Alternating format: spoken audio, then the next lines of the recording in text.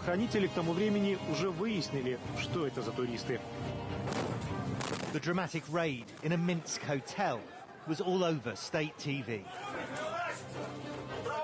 Belarusian special forces shown arresting this group of alleged Russian mercenaries. Experienced fighters is how they were described, suspected of being sent by Moscow to disrupt elections in the country last year. We got confirmed intel. These Russians had real combat experience and actually took part in armed conflicts. This heavily disguised Belarusian police commander warned at the time. But what he didn't know is why this mysterious group of Russians was really there. Few did, until now. All right, well, we're now driving to an undisclosed location on the outskirts of Kiev, the Ukrainian capital, where we're set to meet a group of former Ukrainian military intelligence officials who have an extraordinary story about what actually went down in Belarus, and about how those Russian mercenaries were in fact part of an elaborate Ukrainian-led sting operation to capture suspected Russian war criminals and to bring them to justice here. The former high-ranking officers spoke to CNN on condition we shield their identities. They're not authorized to disclose details of what they say was an ambitious, top-secret plan backed by the United States that failed at the last moment when Belarus intervened. When you saw all those people, those Russian mercenaries being arrested in Belarus, that was a nightmare for you. What did you think? The feeling I got was very bad because it meant all our hard work had gone down the drain. We'd carefully prepared for more than a year in the hope that justice would prevail and that these bandits would be in prison and punished. Unfortunately, this didn't happen. When he says bandits, he means Russian-backed fighters battling Ukrainian government forces in the country's breakaway east. Among them are Russian nationals accused of involvement in some of the worst atrocities of the war. Like the downing in 2014 of a Malaysian airliner, MH17, with nearly 300 people on board. Our intelligence sources say the men detained in Belarus had been identified over many months as having suspected links to war crimes. There were two who were present when the missile that downed MH17 was launched.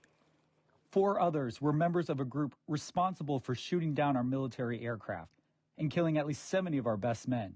So identifying and punishing these people was of high interest to us. It was apparently of interest to US intelligence too, although US officials deny having any direct role. According to our sources, the Ukrainian-led operation got some US cash, technical assistance and advice from the CIA on drawing Russian mercenaries in. A senior US official told CNN those allegations are false. But identifying the right people and then luring them out of Russia required an elaborate deception. So our former Ukrainian military intelligence sources told us they set about creating a fake private military company with its own Russian language website. On it, they advertised jobs, like one lucrative contract at $5,000 a month to protect oil facilities in Venezuela. That was the bait, and we're told hundreds of Russian mercenaries actually took it. All they had to do, according to our sources, was prove who they were and where they'd fought. We started to call them and say, "Hey man, okay, tell me something about yourself. Maybe you are not really a fighter. Maybe you are a plumber or something like that."